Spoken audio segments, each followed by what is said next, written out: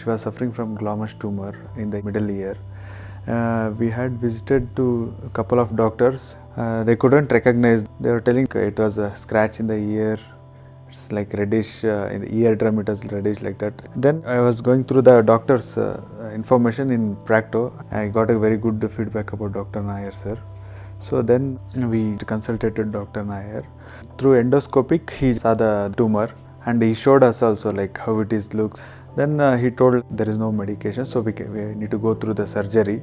After next week started surgery procedure. Now she is absolutely fine, so we are very happy.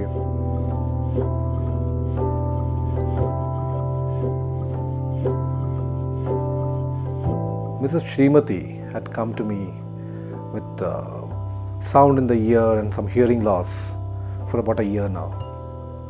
On examination, I found that exactly there was a typical picture of a glomus tumor behind the tympanic membrane. That is the eardrum. There's a reddish appearance behind that, which is suggestive of a glomus tumor. So after further evaluation and CT scan, I told her that it's a case of glomus tympanicum, that is a glomus tumor inside the middle ear.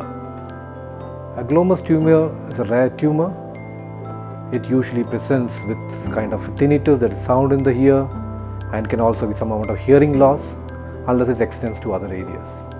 So the patient had come to me with this kind of complaints. So I had explained to her the vascular nature of the tumor. A glomus tumor is a very vascular tumor and it bleeds on touch. It also involves those areas in the middle ear where the ossicles are present and various other important structures are present. In this case, I prefer to go through an endoscopic approach, that is through the ear, without giving any shaving to the patient, no scar to the patient, no incision to the patient. Neither did we embolize the patient before surgery.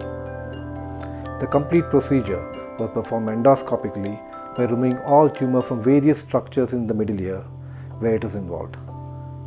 I had a very good view with the endoscope and could remove most and all the tumor that is present in the middle ear. Finally, the placement of the pack and no scars, no bandages, and the patient was fit to be discharged the next day morning itself. The patient now is fine. She is now just about 24 hours from surgery. She has been discharged. There has been no need for any pack or a mastoid bandage for the patient, no need for even blood transfusion. So I would say the endoscopic ear surgery is the way forward, and we can perform lots of cases of ear surgeries with less amount of problems to the patient.